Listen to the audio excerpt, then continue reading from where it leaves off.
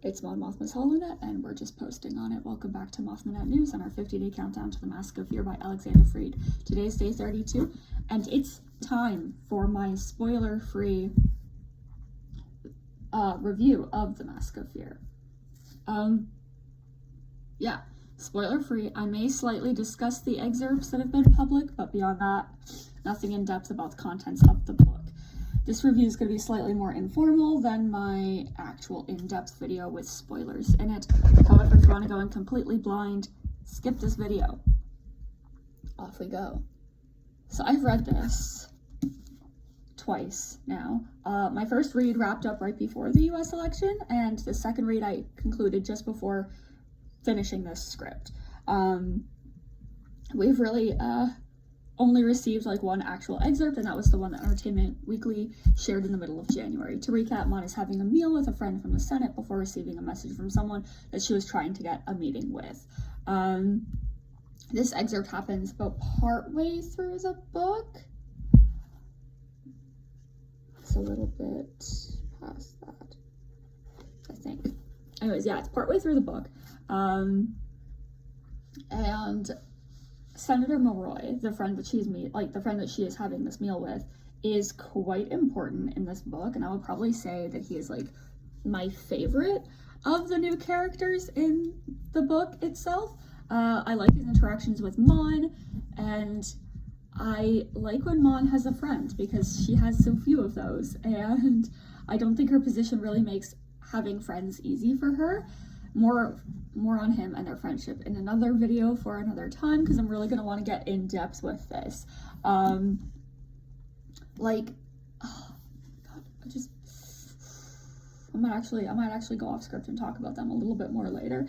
It's been said so many times how timely this book is, given the current political landscape of the United States. And while I myself do not live in America, I just so happen to live in Canada, a nation that has had threats lobbed at us from this administration, and I'm a person who is deeply invested in politics, meaning that I myself have not been having the best time. I have a lot of friends and loved ones who live in America, and of course, you know, I don't want to become the 51st state. I don't want to be annexed.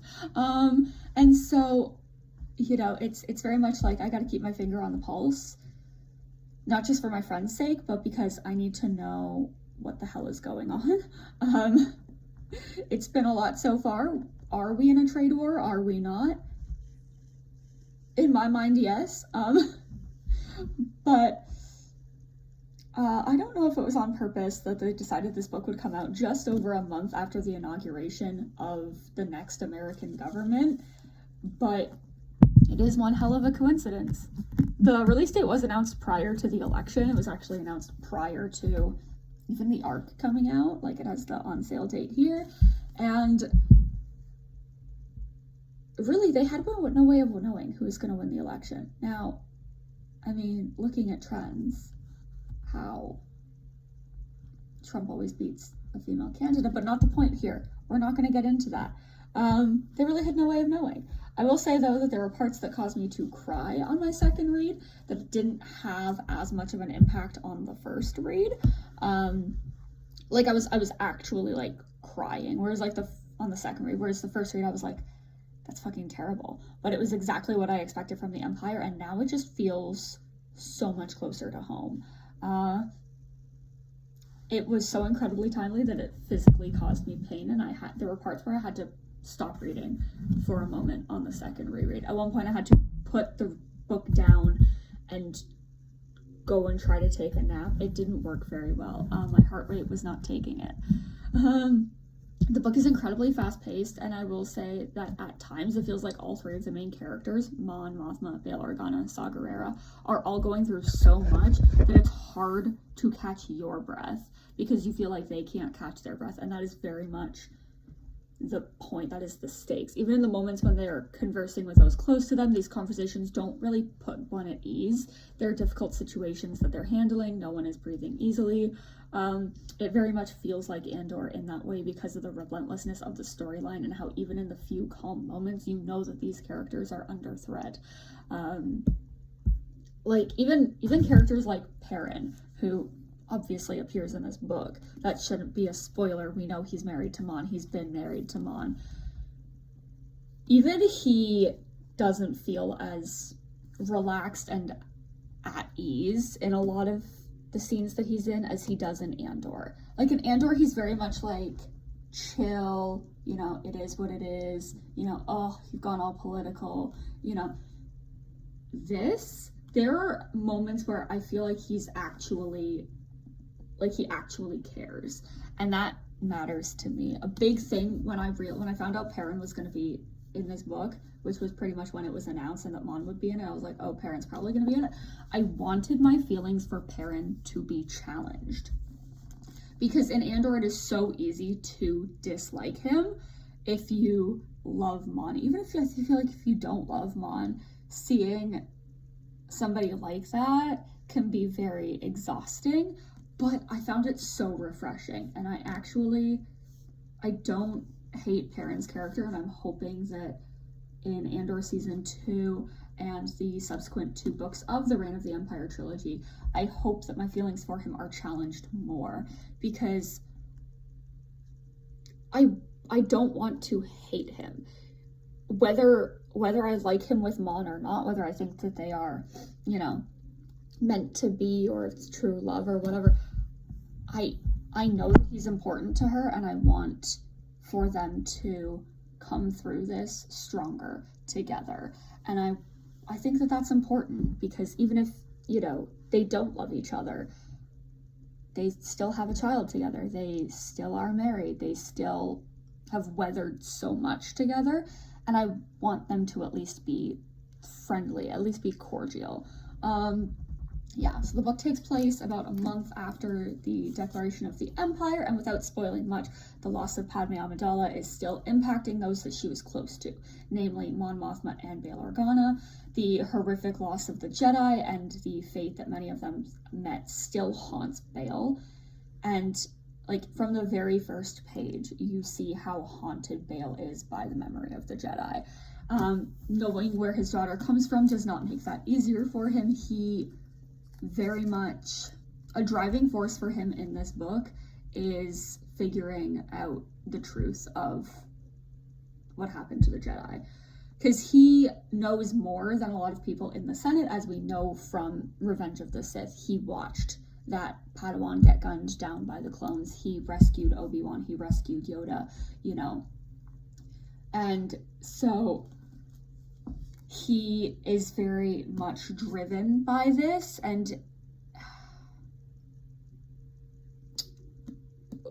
Mon is not as driven by this. She very much is already embarking on the idea of, talked about this joke before, saving the Empire from the Emperor, and, you know, just dealing with all of the political fallout from this. And I think that that very much speaks to who these 2 characters are. One is very much a politician, the other is much more of an idealist, and I think that they balance each other out.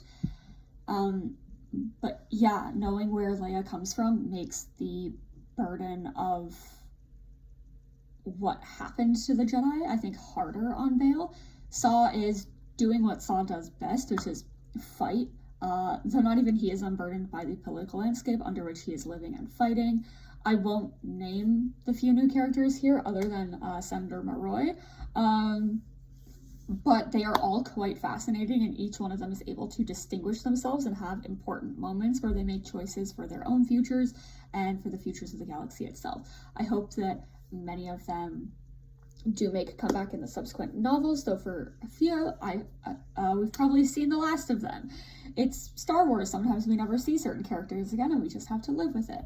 Another big part of this is, like a big driving force for Mon in this also ties into what she says in Andor season 1 episode 7 to Tay, fighting and failing to protect separatist do-gooders is a big thing in here. So if we're looking for Mon being an irritation to a fascist administration, this is the trilogy for you. If you love Andor, this is the trilogy for you. If you hate Andor, I don't know what you're doing with your life. How do you live like that? I get if you're like, oh, it's not for me, but if you vehemently hate Andor, what's your life like? Because that must suck. Anyways, The Mask of Fear is an artfully crafted novel that I am beyond excited for people to read.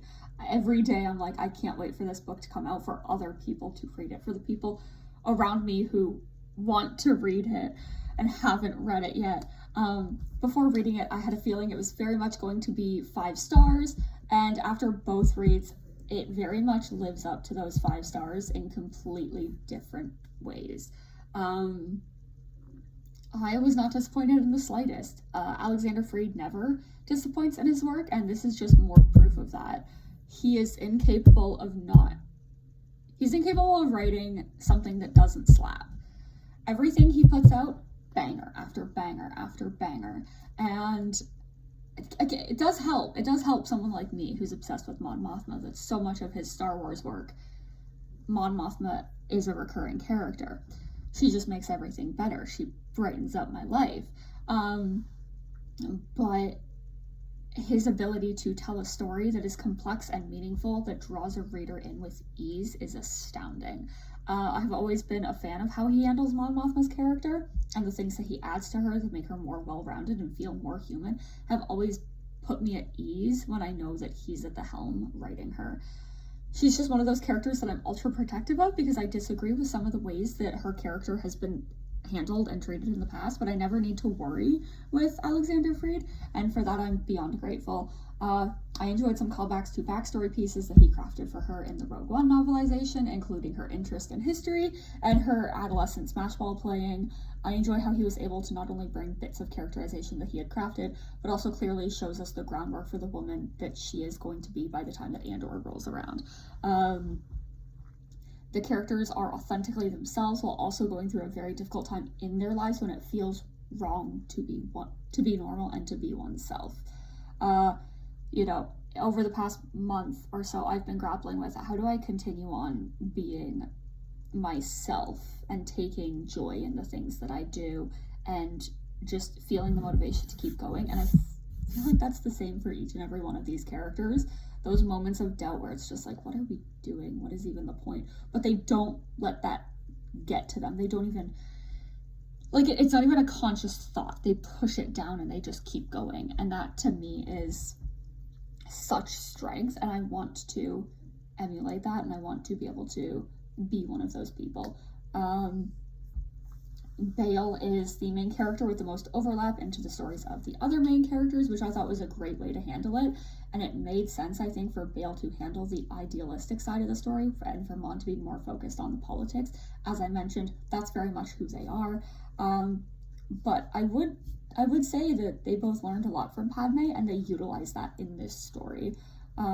Take that how you will. Saw is one of those characters that I personally feel might be difficult to write, but Freed handles him with just, it feels like relative ease at this point. Again, Rogue One novel, and now this. He just encapsulates Saw in a way that I feel so many other people would miss. Beth Revis also did a wonderful job with Saw in Rebel Rising, but again, there are times where I'm like, he must be such a difficult character to write, because how do you get into the mindset of somebody who lives and dies the way that he does? That is so much pain and so much hardship on his part. And he's been fighting for years at this point, and he's going to continue to fight for years, and slowly it chips away at who he is. I'm so excited for the next 2 books. My faith in Alexander Freed's work with these 3 characters definitely stemmed from his writing of the Rogue One novelization, and I think that not only was he a perfect choice for that book, but there was no one else that I would have rather kicked off this trilogy and lay the groundwork for other wonderful writers to pick up and run with. On Blue Sky, Alexander Freed said that Rebecca Roanhorse was already working on the 2nd book, and it's phenomenal already, and so I'm like, how am I supposed to wait a year for this? I cannot believe that I have to wait. I want them now. I haven't really felt this kind of excitement over a series of Star Wars, like book-wise, since the High Republic. And yes, the High Republic is still ongoing, but it's just one of those things that I'm astounded by, that I was so quickly and easily able to latch onto this. I knew this was going to be a beloved work for me. Yeah, but hey, at least I've got waiting for the other 2 books to keep me going, and Andor Season 2, and what's left of the High Republic. Yeah, because that's gonna be everything to me. I have so many notes already, and I'm working on my full review as well, complete with spoilers and other things I want to discuss that I'll finally be able to say in a couple of weeks. And I'm hoping to fit yet another full reread in before the day of launch. I really don't want to spoil things here. I really just want people to read this book and be blown away on their own. One of the big responsibilities, I think, with having this has been holding on to everything contained in here and all of my thoughts, and so much more about Mon's character that I just want to talk about at length, but that will have to wait for a couple more weeks. Please expect the full spoiler-packed review to be quite long. There's a chance that I'm going to have to break it up and I will be in different outfits. So, yeah, I will not spoil this book. I can make it. Tomorrow is day 33 of the countdown, and we're moving past discussing specific stories, and I'm just going to be having fun for most of the rest of it. So tomorrow, I'm going to talk about my favorite outfits of Mon Mothma and what I think they say about her character. And then the day after that is a certain someone's birthday, so we're going to talk about another important relationship for Mon. So I'll see you here for that. Bye.